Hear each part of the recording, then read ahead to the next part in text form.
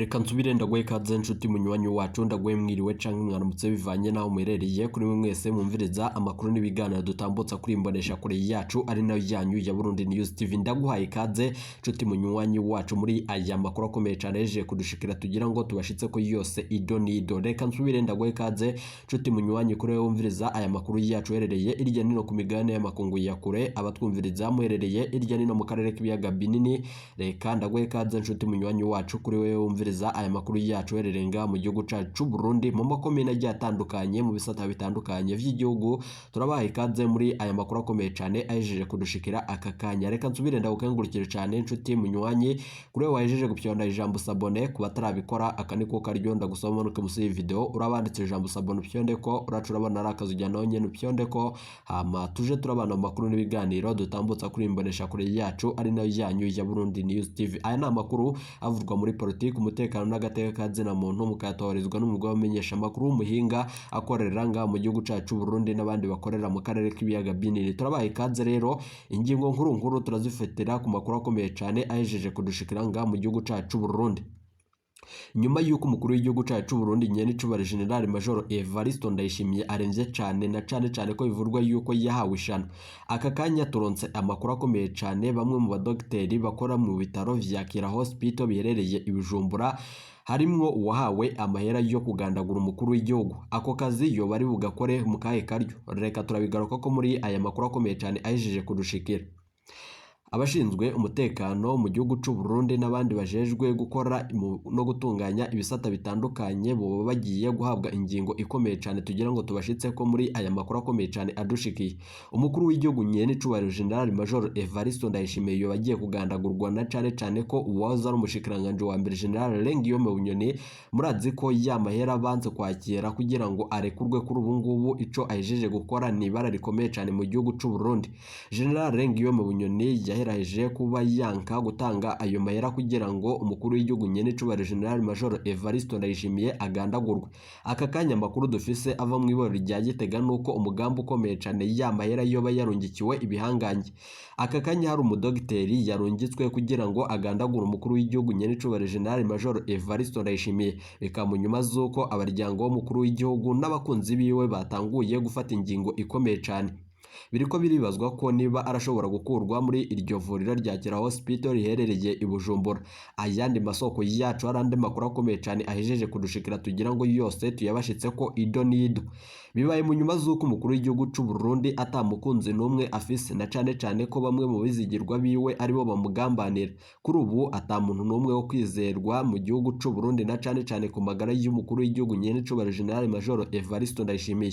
Nakere inkuru nziza ariwe mwizigirwa wiwe nkuko vyahora bitangazwa n'umukuru w'igihugu kuri ubu ngubu yo bahejeje gufata ingingo ikomeye cyane. Ariko amasoko yacu hari amakuru turonse tugira ngo yose tuyabashitse ko ido nido. Nizere ko uri kumviriza ibiganiro vyacu aho uri herereye hose umerewe neza.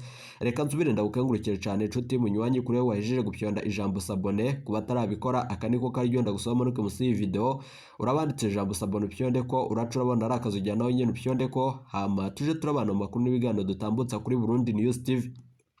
Ibibazo bitandukanye biriko biragaruka ko n'abene igihugu batandukanye abahinga mu vyerekeranye na politike nyuma yuko urupapuro rwashizwe ko umukono na General Bunyoni rurekura ya mafaranga ateye ubwoba kandi y'agaciro yari yemereye yuko yotanga kugira ngo atezurirwe. General Bunyoni afashe ingingo nyuma yuko yari yahejeje kwanka gushira umukono mu kurekura aya mahera yiwe kugira ngo umukuru w'igihugu cy'u Burundi agandagurwe.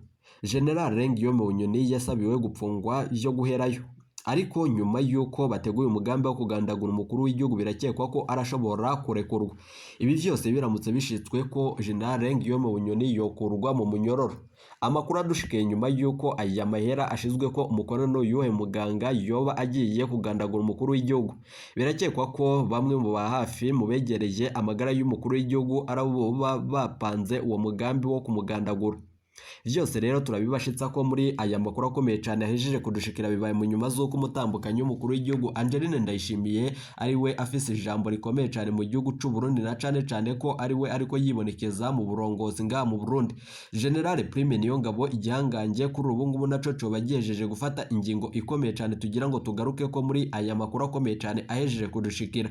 Nayo umunyababanga mukuru w'umugambwe uri ku butegetsi wa CNDD-FDD Reverien Ndikuriyo afashe ingingo ikomeye cyane igiturumbuka nyuma yuko yarahejeje iminsi itari mike yariyongoye ku karwi ko gushigikira umukuru w'igihugu.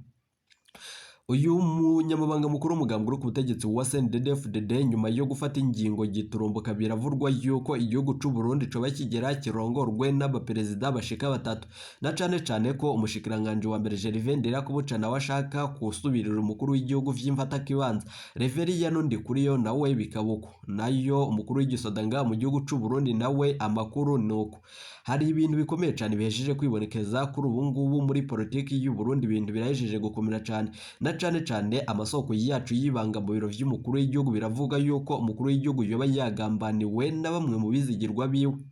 Amakuru dufise ariko aribazwa ko na benshi na amakuru adahumuriza tugira ngo tubashitse ko mu buryo bw'idonido.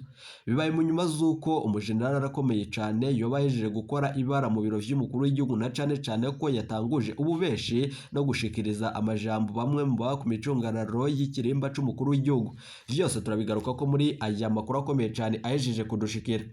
Bibaye mu nyuma z'uko ari n'ayandi makuru avurwa ngaha mu gihugu c'u Burundi tugira ngo dutangurire ko mu nyuma tuze kugaruka kuri ayo avurwa muri politiki. Inkuru y'umubabaro idushikiye aka kanya. Hari umuntu yishwe imyaka 23 yarakubiswe cyane amahiri n'abakozi bakora mu mirima ya Dewoguide Rurema. Biravugwa ko yahoze ari umushikiranganje w'u Burundi ajejwe uburimyi n'ubworozi ku bw'amasoko aho nanone muri ako karere. Uwo yakorewe iryo bara yaketswe ko ari umusuma, ariko amakuru akomeye cyane dufise yo kuvyemeza. Ivyo vyabereye ku mutumba Nyugaruro muri komine Muruta intara ya Kayanza uburaruko bw'u Burundi kuri uyu w'Imana uheze. Igipolisi cemeza ayo makuru kivuga ko batatu mu bikekwa bahagaritswe. Inkuru ya Burundi News TV ku bw'amasoko yacu abo bakozi buwahoze ari umushikiranganje w'uburimyi n'ubworozi babonye uwo yishwe impande y'iraro ry'inka riri ku mutumba Myugariro muri komine Muruye. Bamukubise amahiri imbere yuko bahamagara igipolisi. Inyuma yo kuhamagara kandi yo kumuhuragura amahiri bamaze kubona ko ari intere, nanone bace bahamagara igipolisi bakibwira ko bafashe umusuma. Igipolisi cabategetse kumushikana kuri komisariya y'igipolisi mu ntara ya Kayanza, niko abanyagihugu bo muri ako karere bamenyesha. Uwo yishwe yaciye ajanwa mu modokari y'uwujejwe umurima n'iraro. Ashitse kuri komisariya y'igipolisi ca Kayanza, igipolisi categetse uwari umutwaye kumujana ku bitaro kugira ngo avurwe. Yapfiriye mu nzira atarashika kuri ivyo bitaro. Uwo yari amutwaye yaciye ahunga ata iyo modokari yiwe nyuma yuko mu bigo vy'ibitaro ariho yarashitse mu bitaro vya Kayanza. Umuryango w'uwo yishwe usaba ko ubutungane bworondera abo bakoze ubwo bubisha bahanwe hakurikijwe amategeko. Igipolisi kiremeza ayo makuru. Pascal Niyonzima arongoye igipolisi mu ntara ya Kayanza aremeza ko batatu mu bikekwa bahagaritswe. Avuga ko amatohoza yatanguye.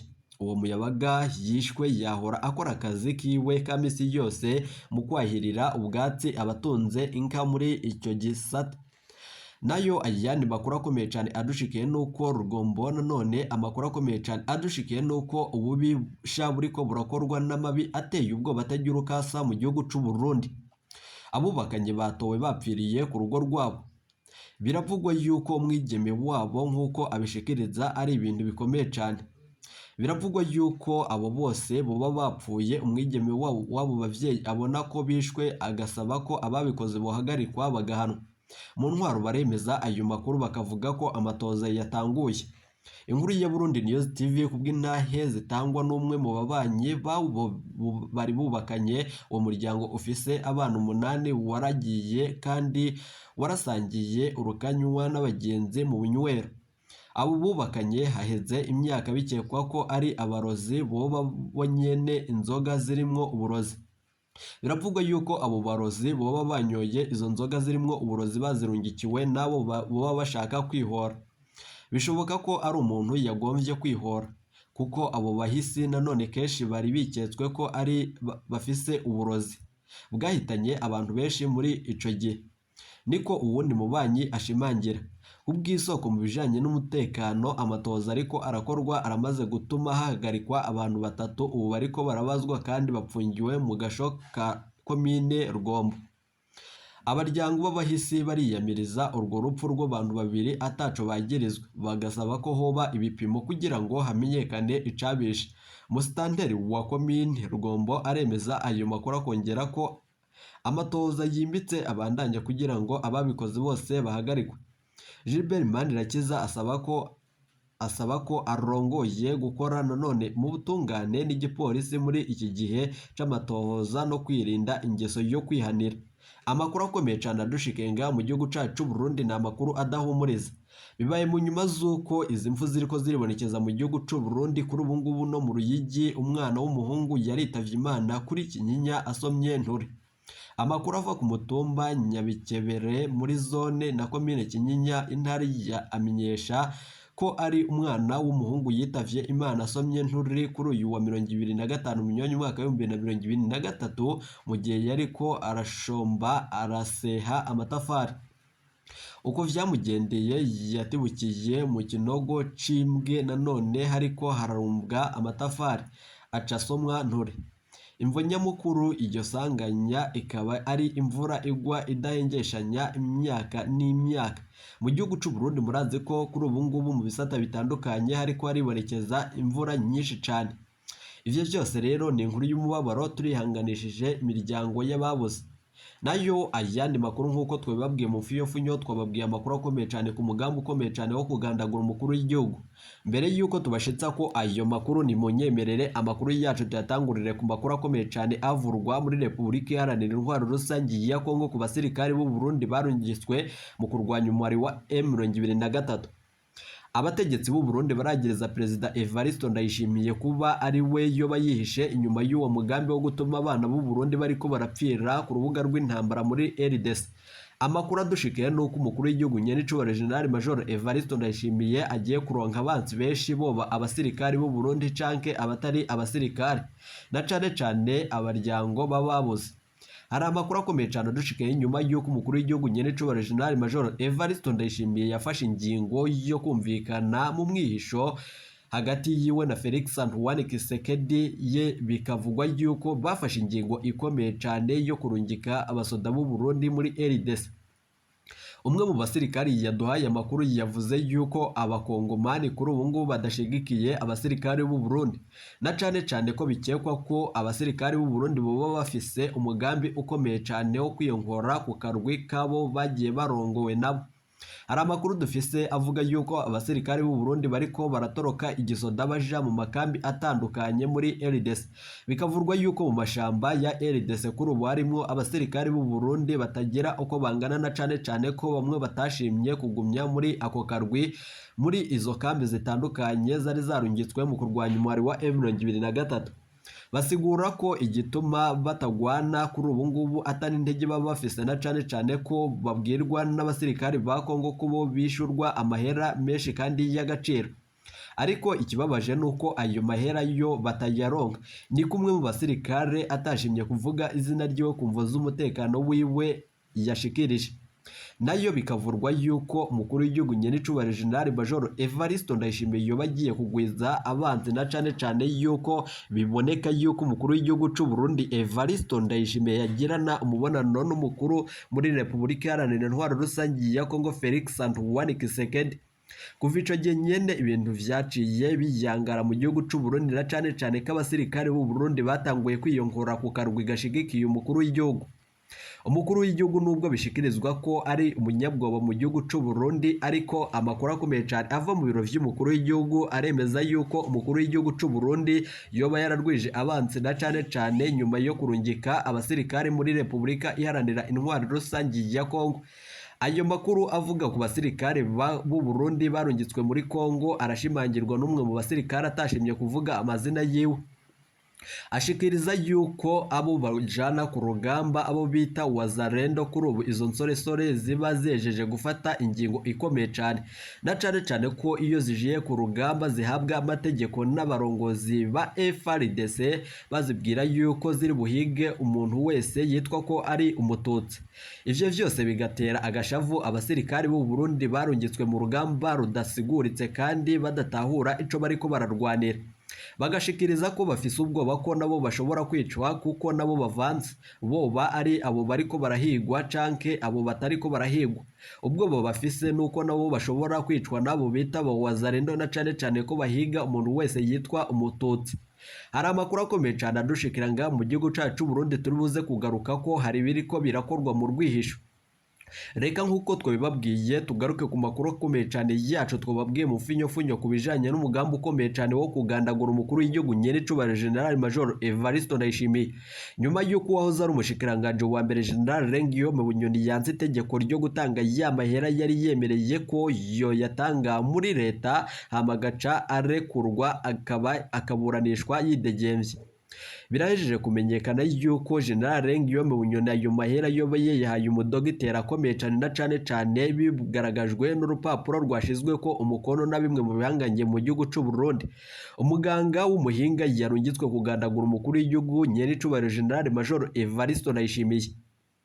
Gusa gushika ubu ntiharamenyekana akazina kiwe na cyane ko igipolisi catanguye gukora amatohoza muri Etat Major na bamwe mu bashigikiye umukuru w'igihugu nyenicubahiro General Major Evariste Ndayishimiye. Umutekano kuri ubu ngubu wongerejwe na cyane ko bikekwa ko umukuru w'igihugu umwanya n'umwanya arashobora kwita mu muremyi na cyane ko mu bitaro vyose mu gihugu cy'u Burundi abifisemwo abagambanyi. Abaryango biwe na bamwe mu begeraniye umukuru w'igihugu nk'icegera ciwe kuri ubu ngubu baba bajeje kwibaza niba umukuru w'igihugu ari bukurwe muri ibi bitaro vya Kira Hospital biherereye i Bujumbura. Amakuru akomeye cyane adushikira, amakuru adahumuriza, na amakuru avuga yuko umukuru w'igihugu n'ahandi bariko barabaceka ko bomwimurira, bivugwa yuko harimo abagambanyi na cyane ko umukuru w'igihugu nyene ata muntu n'umwe wo kwizera afite mu gihugu cy'u Burundi. Washikiriza yuko mu gihugu cy'u Burundi abanzi inkozi z'ikibi arizo zibonekeza na cyane ko no mu mugendanira bivugwa yuko hoba harimwo abagambanyi. Umuntu wo kwizerwa mu gihugu cy'u Burundi ku magara y'umukuru w'igihugu ni Nziza na cyane ko ariko umutambukanyi w'umukuru w'igihugu we adashigikiye iyo ngingo, wavuga ko bose bobaye inyamaswa na cyane ko Reveria n'undi kure we yahora asaba ko bakora ko inyamaswa bagasigaza intama. Hari amakuru akomeye cyane yejeje kudushikira tugira ngo tuze kubashitsa ko mu bindi biganiro n'amakuru dutambutsa kuri imbonesha kure yacu ari nayo yanyu ya Burundi News TV. Nizere ko aho uherereye hose wumviriza aya makuru n'ibiganiro dutambutsa kuri imbonesha kure yacu merewe neza. Biravugwa yuko General Prime Niyongabo igihangange naco coba cyatanguye gushaka ubutegetsi no kurongora igihugu cy'u Burundi. Mu majambo yashikirije mu nama yabaye kuri rigenekerezo mu gitondo mu masaha ya mu gitondo, biravugwa yuko yashikirije yuko igihugu cy'u Burundi coba kigiye kubonekamwo ibintu nk'ivyabaye mu mwaka w'2015. Bamwe mu bahunze bazira ivyaha bitandukanye bakoze no kugerageza gutembagaza ubutegetsi. Hari ijambo rikomeye cyane bahejeje kurungikira General Prime Niyongabo. Iryo jambo abamenyesha makuru bacu bariko baratugirira amatoza ku vyerekeranye n'imvo z'umutekano mu gihugu cy'u Burundi no kwanka imigomoko. General Prime Niyongabo majambo yabandanije ashikiriza igisoda gikomeye cyane abagenerale bakomakomeye muri iki gitondo. Yavuze yuko ivyo babigiye kuba mu gihugu cy'u Burundi ari nk'ivyabaye mu gihugu ca Gabo, aho umukuru w'igihugu yatembagajwe kandi agasubirirwa vy'imfata kibanza. Amakuru akomeye cyane yejeje kudushikira nyuma yuko hari umuntu yahora agendanira igihugu cy'u Burundi kuri ubu ngubu ataramenyekana iyo bahejeje gutanga intererano ku gisoda cy'u Burundi no kuri General Prime Niyongabo. Amahera yarungikiwe uyu mudogiteri agiye kuri iyi dosiye yo kugandagura umukuru w'igihugu. Biravugwa yuko iyo bagiye gufata ingingo ikomeye cyane ariko turizera ko nyuma y'uko hamenyekanye ayo makuru abashinzwe cyangwa abajejwe kugendanira umukuru w'igihugu barakwiye kumera amagabo na cane ko amagara y'umukuru w'igihugu cacu c'u Burundi yoba ageramiwe. Abasenga nimusenge, umuvyeyi wacu nyene icubahiro General Major Evariste Ndayishimiye ari mu kaga gakomeye cane na cane ko ibihanganye vyibonekeza mu mugambi ukomeye cane wo kumukurako. Ibi vyose rero turaza kubigaruka ko uyuhe muganga yoba yarungitswe ni kuzihemvu. Umushikiranganje wa mbere Gervais Ndirakobuca nici ahejeje gushikiriza nyuma yuko nawe ashaka gufata ubutegetsi. Gusa biroroshe cyane kumva aya makuru n'ibindi biriko biravurwa muri politiki, ariko nanone bikaba bidasiguritse na cane ko bimwe mu bihanganje biriko biribonekeza muri ibi bikorwa bidafise akaryo gasiguritse. Reka vyose tuze kubigaruka ko muri aya makuru akomeye cyane adushikiye. Reveriya nundi kure yo basavye ikintu gikomeye cyane aka kanya nyuma y'amajambo General Alengiyome Bunyoni yashikirije nyuma yo gutanga ayo mahera. Bibonetse yuko mu gihugu c'u Burundi harimwo abagambanyi na cane mu begeraniye umukuru w'igihugu cacu c'u Burundi nyene cubahiro General Major Evariste Ndayishimiye. Reka nsubire ndabakengurikiye cane inshuti banywanyi twabanye muri aya makuru n'ibiganiro, turaza kugaruka tubashitsa ko ayo makuru nandi avurwa irya nino mu gihugu c'u Burundi. Timuje kure, iyi ni Burundi News TV.